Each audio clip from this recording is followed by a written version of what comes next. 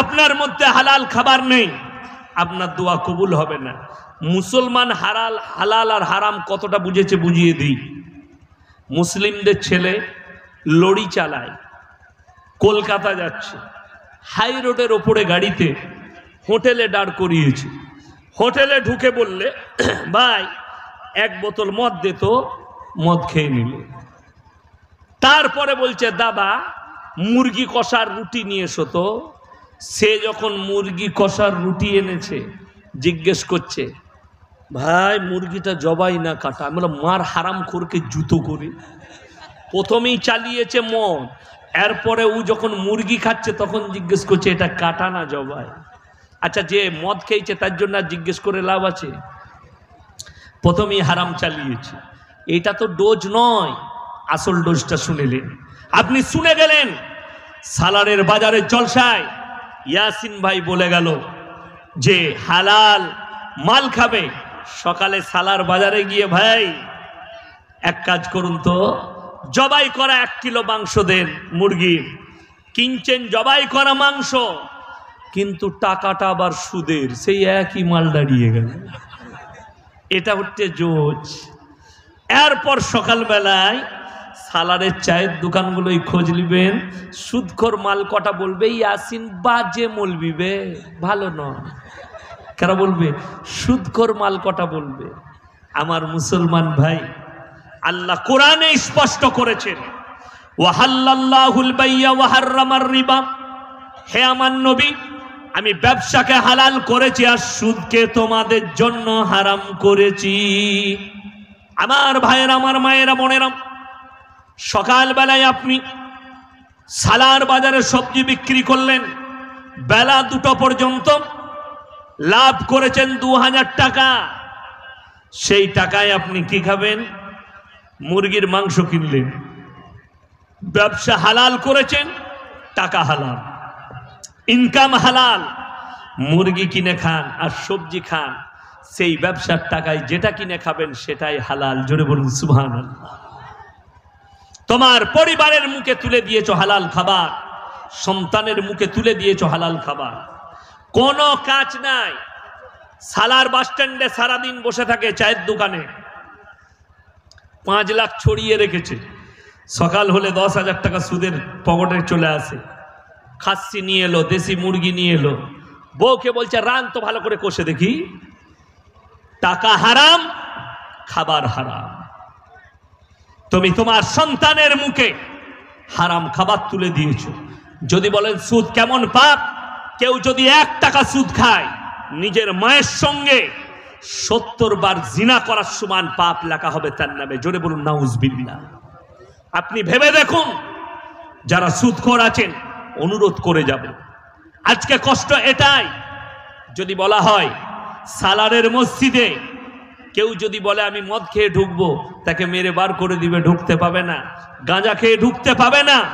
কষ্ট তো ওই জায়গায়, কিন্তু ফাঁস কাতারে মুসলমান সুদ খায়, আতর লাগিয়ে জুম্মার দিনে ফাঁস কাতারে হারামখোর বসে নামাজ পড়ছে।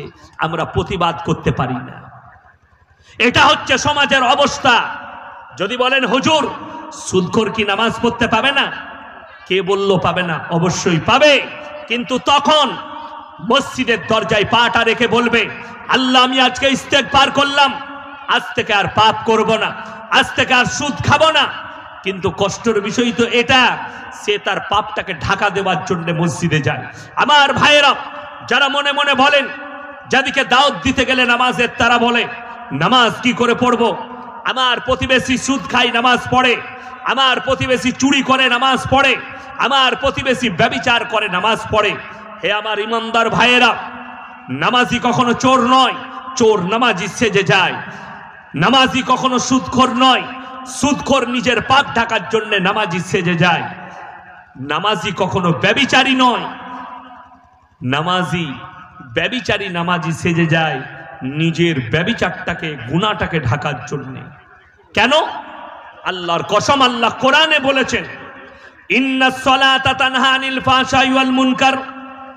হে আমার নবী, নিশ্চয়ই নামাজ এমন একটা ইবাদত, মানুষ যখন নামাজ পড়ে তখন তাদেরকে আল্লাহ তাআলা সেই নামাজ তাদেরকে খারাপ কাজ থেকে বিরত করে আস্তে আস্তে ভালো কাজের দিকে নিয়ে যায়। জোরে বলুন সুবহানাল্লাহ।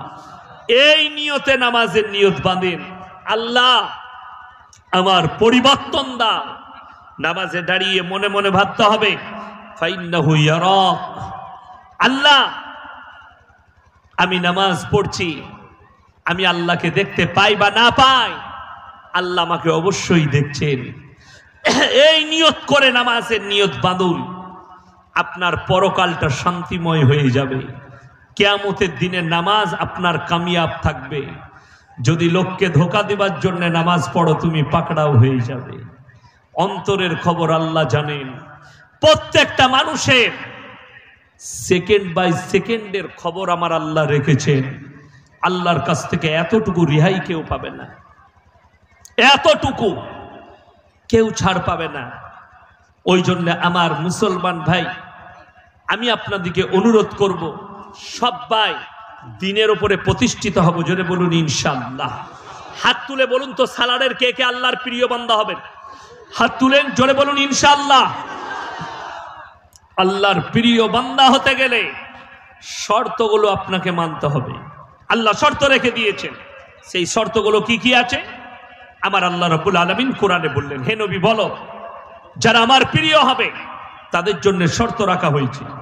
তাবারাকাল্লাযী জাআলা ফিস সামাই বুরুজাম ওয়া জাআলা ফিহা সিরাজাম ওয়া কামারাম মুনীরা ওয়া হুয়াল্লাযী জাআলাল লাইলা ওয়ান নাহার খিলফাতাল লিমান আরাদা ইয়াযাক্কারা ওয়া আরাদা শুকুরা। হে আমার বিশ্ব নবী, পৃথিবীর মানুষকে বলো, তাবারাকাল্লাযী জাআলা ফিস সামাই বুরুজা, এই বুরুজটাকে আমি চন্দ্র সূর্য গ্রহ তারা নক্ষত্র দিয়ে সাজনিত করেছি। ওয়া হুয়াল্লাযী জাআলাল লাইলা ওয়ান নাহার, দিবা এবং রাত্রি আমি আল্লাহ সৃষ্টি করেছি। তার থেকে তোমরা জ্ঞান অর্জন করবে এবং আমার কৃতজ্ঞতা যাপন করবে। আল্লাহ তাআলা এই শীতের রাত্রি, এই রাত্রি বড় না ছোট বাবা? তাড়াতাড়ি বলুন। বড়। পৃথিবীর বিজ্ঞানকে বলো 1 মিনিটে ছোট করে দেখিয়ে দাও। আল্লাহর কসম তোমার বিজ্ঞান ফেলুয়ার। ভারতের চন্দ্রযান 3 সফলতা লাভ করেছে, চাঁদের মাটিতে পৌঁছেছে। আলহামদুলিল্লাহ, আমরা গর্বিত ভারতবাসী। কিন্তু কষ্টের বিষয় ওই জায়গায় কিছুদিন আগে দেখলাম আমাদের দেশের একজন অভদ্র মহিলা, নোংরা মহিলা, তার নাম হচ্ছে তসলিমা নাসরিন, ইসলামের দুশ্মন, কোরআনের দুশ্মন। তিনি একটা প্রেস কনফারেন্সে বলছেন মুসলমানরা কোরআন নিয়ে পড়ে আছে, বৈজ্ঞানিকরা চাঁদে পৌঁছে গেছে। আল্লাহর কসম করে বলে যাচ্ছি, কেউ যদি কোরআনকে চ্যালেঞ্জ করে, ইসলামকে চ্যালেঞ্জ করে, পৃথিবীর যত বড়ই বৈজ্ঞানিক হোক, আল্লাহর কসম কোরআনের চ্যালেঞ্জের কাছে তারা হাঁটু গেড়ে দিবে। জোরে বলুন সুবহানাল্লাহ। আমার আল্লাহ কোরআনে চ্যালেঞ্জ দিয়েছেন, তোমার বিজ্ঞানকে জিজ্ঞেস করো, গোটা পৃথিবীর ডাক্তারকে জিজ্ঞেস করো, যদি হিম্মত থাকে মানুষের মধ্যে আল্লাহ রূহটাকে কোথায় রেখেছে, আল্লাহ জানটা কোথায় দিয়েছে। মানুষ মারা যায় আঙ্গুলে ক্যান্সার হলে, ব্রেনে টিউমার হলে, পড়ে গেলে, পানিতে ডুবে গেলে, খেতে গেলে, বেহুশ হয়ে শুয়ে গিয়ে মানুষ মারা যায়। তাদেরকে জিজ্ঞেস করো আল্লাহ মানুষের মধ্যে রূহটাকে কোথায় রেখেছেন। তোমার বিজ্ঞান ফেলোয়ার হবে। পৃথিবীর মানুষ তারা দিক দিশারি খুঁজে পাবে না। আল্লাহর কসম, আল্লাহকে কেউ চ্যালেঞ্জ করো না। আমার আল্লাহই হচ্ছেন সর্বের সর্বা। জোরে বলুন সুবহানাল্লাহ। আল্লাহর উপরে শক্তিশালী পৃথিবীতে কেউ নেই। যারা চাইছেন বিজ্ঞান আগে আছে, কোরআন পেছনে আছে, তাদের ঈমান ধ্বংস হয়ে গেছে। আল্লাহর কসম, কোরআন আগে, তারপরে অনেক পরে বিজ্ঞান। আমার রাসূল আগে, তারপরে যে অনেক পরে টেকনোলজি। ইসলাম আগে, তারপরে গিয়ে আপনার টেকনোলজি, আপনার উন্নতি, তার আগে নয়। আমার মুসলমান ভাই, কষ্টটা ওটাই। পৃথিবীর মানুষকে জিজ্ঞেস করো, তারা কেউ তারিখ দিতে পারে না, ধ্বংসের তারিখ। আল্লাহ নবী যদি আলিমুল গায়ব হতেন, আল্লাহ কোরআনে দলিল দিয়েছেন যতগুলো বেঈমান কাফের নবীজিকে প্রশ্ন করেছেন কিয়ামত সম্পর্কে, নবীজি একজনকেও তারিখ বলেননি। কেন? আল্লাহ কিয়ামতের দিনটা নবী রাসূলদের কাছেও গোপন করেছেন। কোরআনে আছে যত জায়গায় প্রশ্ন হয়েছে রাসূলের কাছে, নবীজি খালি আলামতগুলো বলেছেন, কখনো বলেননি। 5টা জিনিসকে আল্লাহ গোপন করে দিলেন।